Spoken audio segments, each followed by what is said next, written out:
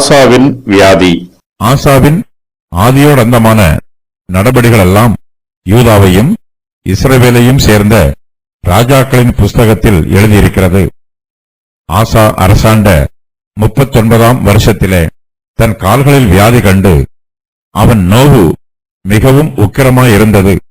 அவன் தன் வியாதியிலும் கர்த்தரை அல்ல பரிகாரிகளையே தேடினான்.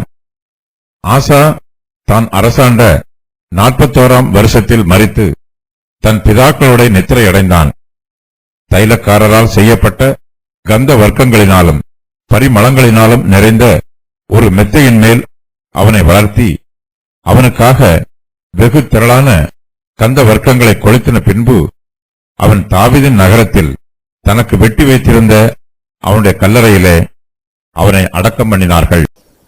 ஆசாவின் ஆதியோடந்தமான நடபடிகள் எல்லாம் யூதாவையும் இஸ்ரவேலையும் சேர்ந்த ராஜாக்களின் புஸ்தகத்தில் எழுதியிருக்கிறது.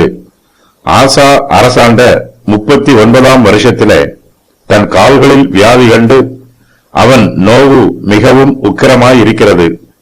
அவன் தன் வியாதியிலும் கர்த்தரை அல்ல பரிகாரிகளையே தேடுகிறான்.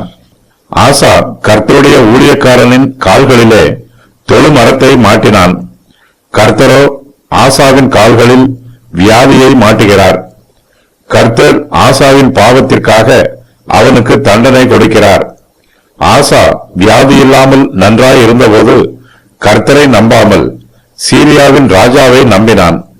இப்போது ஆசா வியாதியில் இருக்கும் போதும் கர்த்தரை நம்பாமல் வைத்தியர்களை நம்புகிறான்.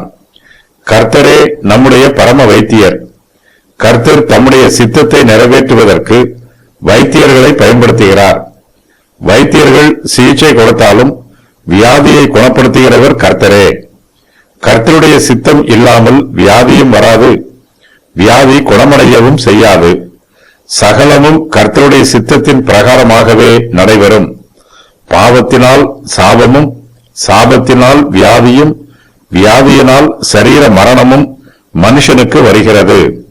ஆசாவின் வியாதி அவனுடைய பாவத்தினால் அவனுக்கு வந்திருக்கிறது. வியாதி ஆசாவை விட்டு நீங்க வேண்டும் என்றால் அவனுடைய பாவங்கள் அவனை விட்டு நீங்க வேண்டும். கர்த்தரால் மாத்திரமே ஆசாவின் பாவத்தை மன்னித்து அவனை சுத்தப்படுத்த முடியும்.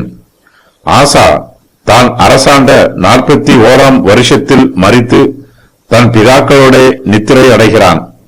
தைலக்காரரால் செய்யப்பட்ட கந்த வர்க்கங்களினாலும் பரிமளங்களினாலும் நிறைந்த ஒரு மெத்தையின் மேல் அவனை வளர்த்தி அவனுக்காக வெகு திரளான கந்த வர்க்கங்களை கொளுத்தின பின்பு அவன் தாவீதின் நகரத்தில் தனக்கு வெட்டி வைத்திருந்த அவனுடைய கல்லறையிலே அவனை அடக்கம் பண்ணுகிறார்கள்.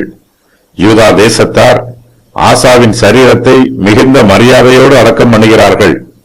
ஆசாவின் பிற்காலத்தில் அவன் கர்த்தருக்கு விரோதமான காரியங்களை செய்தாலும் யூதாவின் மனுஷர் அவன் மீது இன்னும் பிரியமாயிருக்கிறார்கள். அவனுக்கு மதிப்பும் மரியாதையும் காண்பிக்கிறார்கள். நீதிமான்கள் மரிக்கும்போது ஜனங்கள் அவனுடைய நற்குணங்களை நினைவு கூறுவார்கள்.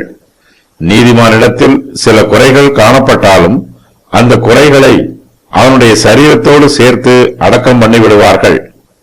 நீதிமானுடைய கல்லறைகளில் அவனுடைய நற்கிரியைகள் மாத்திரமே நினைவு கூறப்படும்.